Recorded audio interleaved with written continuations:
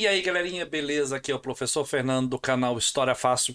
E hoje, meus queridos, minhas queridas, meus seguidores, iremos tratar exclusivamente da chamada Segunda Guerra Mundial. Mas antes de começar esse vídeo, meus queridos, não esqueça de deixar o seu like, se inscrever aqui no canal e, é claro, ativar o sininho de notificações. E, é claro, também não esquecer de seguir lá na minha rede social, no meu Instagram, História Fácil, Professor Fernando. Beleza? Vamos para o vídeo então? Olha só, crianças, quando nós falamos desse período, né, propriamente dito, da Segunda Guerra Mundial, nós temos que lembrar que esse período corresponde ao período que vai de 1939 a 1945. E vários são os motivos que levaram a ocorrer a Segunda Guerra Mundial. Entre esses motivos, podemos revisar alguns deles, alguns pontos principais. Primeiro, para ocorrer uma Segunda Guerra Mundial, deveria ter ocorrido o quê? Uma Primeira Guerra Mundial. E aí, com a Primeira Guerra Mundial, eu tenho algumas coisas que se misturam e muitas vezes os alunos ficam confusos. Entre elas, as consequências do Tratado de Versalhes. Tratado esse que impossibilitou que a Alemanha se fortificasse, se militarizasse. E é claro, a Alemanha responsável por pagar uma alta indenização de guerra para os países vencedores. Com isso, vai crescer uma ideia, uma ideologia que já vem desde o século XIX, o chamado nacionalismo. E aí esse nacionalismo exacerbado, exagerado, cria um sentimento de quê? De revanche. Então o povo alemão vai criar aquele sentimento de revanche contra o quê? Contra aquilo que o oprimiu.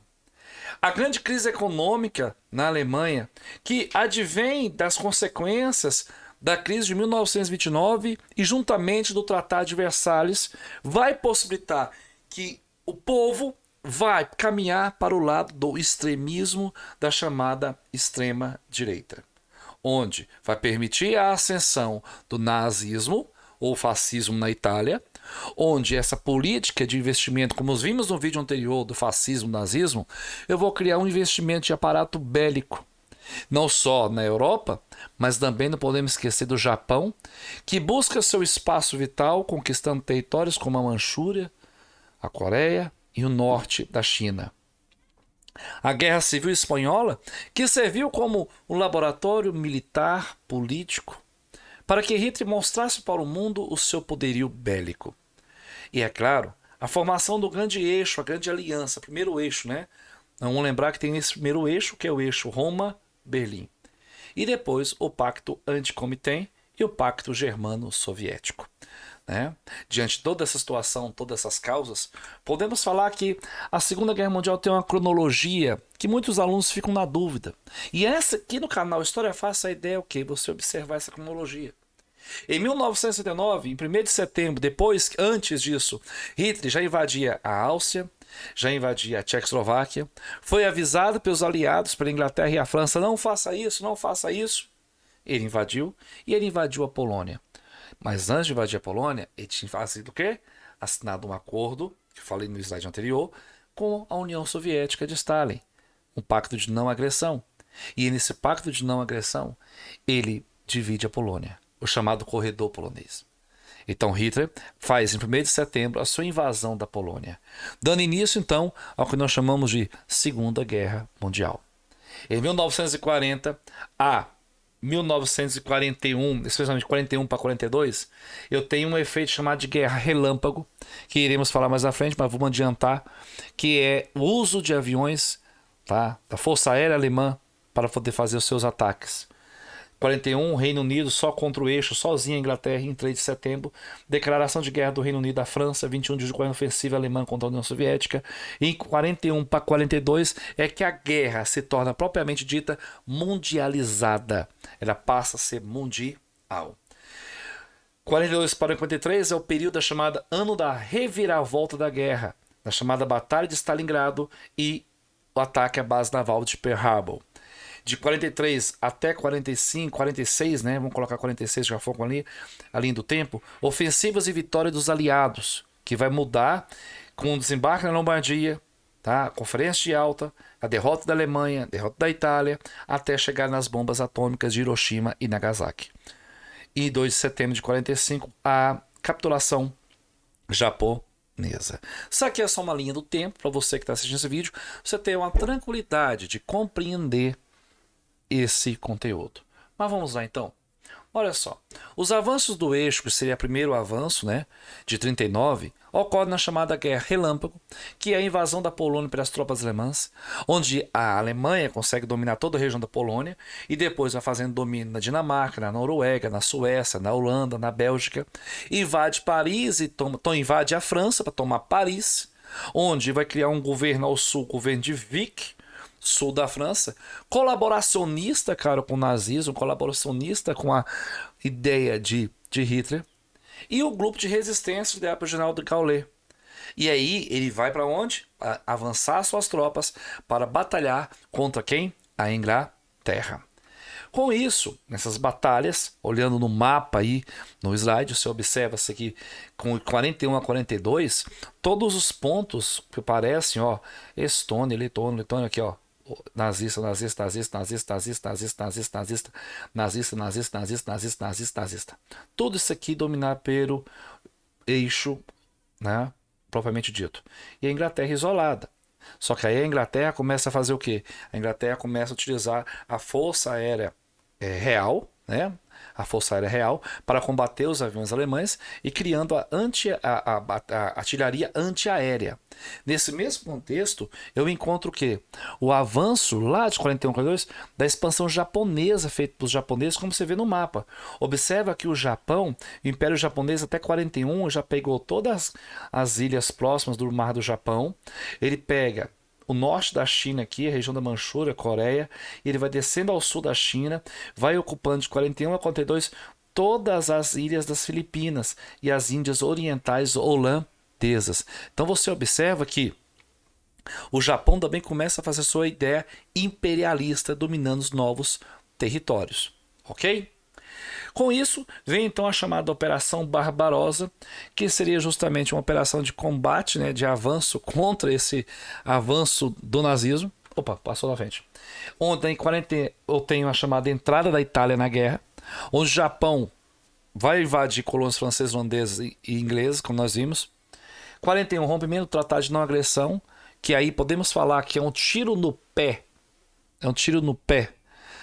Da Alemanha, né? Porque quando fala rompendo, tratado de uma agressão e invasão das tropas alemãs da União Soviética. Porque ela começa a ter duas frentes de batalha, uma contra a Inglaterra e agora contra a União Soviética. Mas ele está se achando superior, ele está se achando muito foda. Então, se achando foda superior, o que ele vai fazer? Vamos fazer um ataque então à União Soviética. 41, formação do eixo, que vocês conhecem comumente, que é o eixo Roma, Berlim e Tóquio. 41, o Japão, devido aos embargos econômicos recebidos pelos Estados Unidos, devido à guerra, a sua política militarista, ele resolve então atacar a base naval de Pearl Harbor, nos Estados Unidos. Que aí vai ser a desculpa que os Estados Unidos vão usar para entrar na guerra contra quem? Contra o eixo, propriamente dito, levantando a bandeira da democracia e da liberdade. 41, então você tem a imagem do ataque à base naval de Pearl Harbor, possibilitando a entrada dos Estados Unidos na Segunda Guerra Mundial. E aí eu tenho nos Estados Unidos a campanha, duas imagens importantíssimas aí, a campanha política feita pelos Estados Unidos, principalmente nos HQs, revistas, todos os instrumentos de meio de comunicação. Essa imagem conta, né, o Capitão América dando um soco na cara de Adolf Hitler, demonstrando a superioridade dos direitos, da liberdade, da democracia, da igualdade, da república contra tudo aquilo que é opositor, que é o autoritarismo, o preconceito, o racismo e etc. Todos aquilo que o nazismo defende. Então, o Capitão América está aí socando Hitler, defendendo os ideais do homem americano, os ideais da América, como aparece a imagem do tio Sam, convocando os jovens para a guerra. Os Estados Unidos, com a ajuda de guerra, conseguiu juntar 90 mil veículos blindados, construir 300 mil aviões, 2 milhões de caminhões, 55 milhões de toneladas de navios. Então a guerra vira, né? Lembrando que eu já tenho no mundo 2 anos de guerra, então 39, 40, 41, 2 a 3 anos de guerra, e aí os Estados Unidos vai entrando aí na guerra já no final. Com isso, os Estados Unidos já começam a entrar nessa batalha, fazendo a possibilidade do recuo do eixo, onde começa a ter o Japão as suas primeiras derrotas na batalha de Midway e Guadalcanal.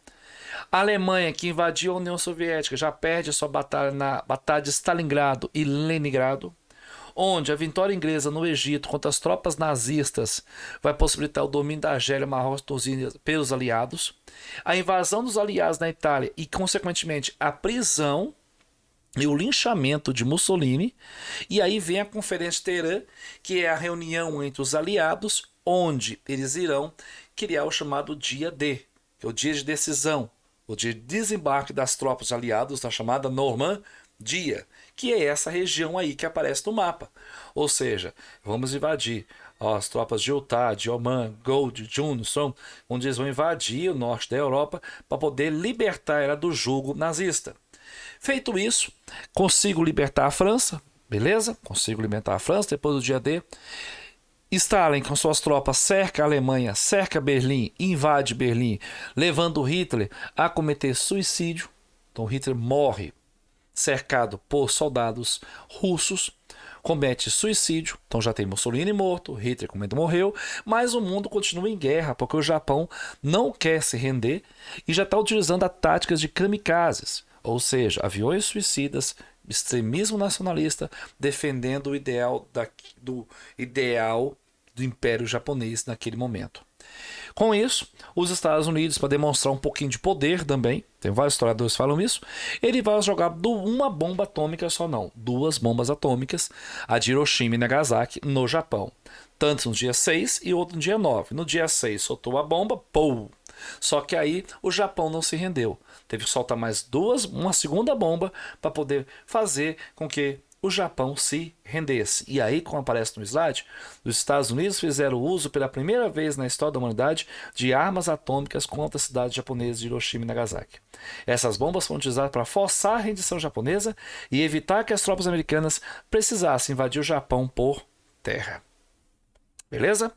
Ah, professor, terminou a Segunda Guerra Mundial? Não, só começou porque a Segunda Guerra Mundial já começa a criar tensões para o que nós vamos chamar de Guerra Fria. Olha só.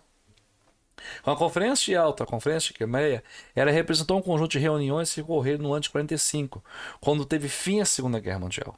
O objetivo central dessa conferência era determinar a divisão dos territórios, sobretudo europeus, além de apresentar a ordem internacional do período pós-guerra. Esse era o objetivo da Conferência de Yalta. Além disso, vem a Carta de São Francisco, que vai possibilitar a criação da ONU. Ou seja, em 24 de outubro de 45 foi criada a Organização das Nações Unidas, que tem 4 objetivos principais: manter a paz e a segurança internacionais, fomentar a amizade e as boas relações entre as nações, defender a cooperação como solução para os problemas internacionais e o desenvolvimento dos direitos humanos e das liberdades da população mundial.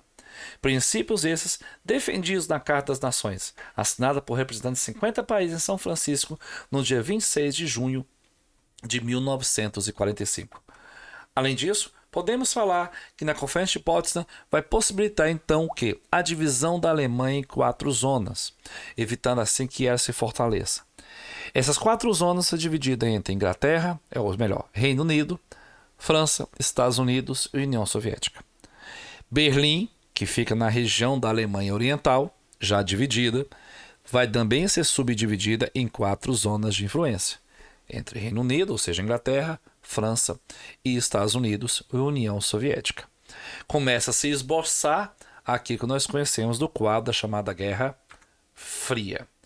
Conferência de Potsdam resulta em exploração do território alemão e enfraquecimento do nazismo e do fascismo, sendo a divisão da Alemanha entre a França, a Grã-Bretanha, Estados Unidos e a União Soviética e decisão de maior impacto neste contexto. Beleza? Bem, galerinha, como você viu no vídeo de hoje, a Segunda Guerra Mundial tem vários assuntos. Vários assuntos. Se você quiser mais assuntos sobre a Segunda Guerra Mundial, sobre as batalhas, sobre as guerras, vai lá no meu Discord e sugere alguma batalha ou alguma aula que aprofunde mais a Segunda Guerra Mundial. Mas eu vou avisando, a próxima playlist de História Contemporânea vai estar falando do início da Guerra Fria. Tudo isso consequências do quê? Da Segunda Guerra Mundial. Aqui é o professor Fernando, do canal História Fácil. Até o próximo vídeo. Fui!